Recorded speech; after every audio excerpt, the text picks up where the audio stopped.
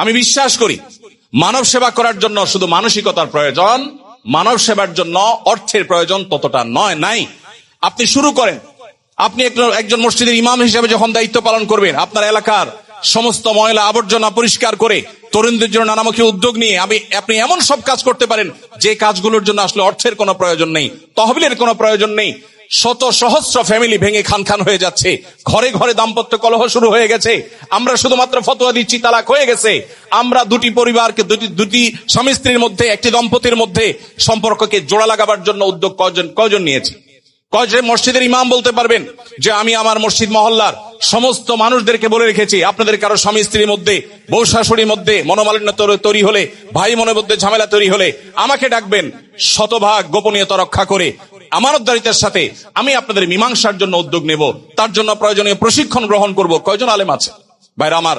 ওলামা একরাম যদি উদ্যোগ নেন, তাহলে আজ আমাদের ধ্বংস হতে যাওয়া পরিবার ব্যবস্থাপনা, এটাকে আবারও আমরা পুনরুদ্ধার করতে পারবো। অতএব মানব সেবার মানে শুধুমাত্র তহবিল ভিত্তিক, ফান্ড ভিত্তিক বিভিন্ন কার্যক্রম পরিচালনা করা নয়। এরপরে আমি যে বিষয়টি বলতে চাই 7 নম্বরে, সেটি হলো মতবিরোধ। এটা আমাদের স্বভাবজাত একটি বিষয়। ওয়াকানাল ইনসানু আকসারা শাইইন জাদালা, যতজন তত মত হবে, এটি খুবই স্বাভাবিক একটি ব্যাপার। কিন্তু আজ মতবিরোধপূর্ণ বিষয়গুলোকে আমরা অনেকে বড় করে দেখি। আমি আশা করব সেগুলোকে খুব ছোট করে দেখে আমরা মতবিরোধকে মিনিমাইজ করা, সেগুলোকে কমিয়ে আনার চেষ্টা করব। ডক্টর খন্দকার আব্দুল্লাহ জাহাঙ্গীর রাহিমাহুল্লাহ একটি কথা বলতেন, আমি উম্মার এই বিশাল জনগোষ্ঠীকে ঐক্যবদ্ধ করার মতো শক্তি সামর্থ্য রাখি না, কিন্তু একটা শক্তি, একটি সামর্থ্য আল্লাহ আমাকে দিয়েছেন, সেটি হলো বিভক্ত এই উম্মাকে আরো বেশি বিভক্তির দিকে যেন না নিয়ে যাই। অন্তত উম্মার বাড়িতে আগুন লাগা এই ভয়াবহ পরিস্থিতিতে যেন নতুন করে আবার ঘি না ঢালি, নিজেকে যেন নিবৃত রাখি, যে উম্মার বিভক্তির ক্ষেত্রে যেন আমার কোনো ভূমিকা না থাকে।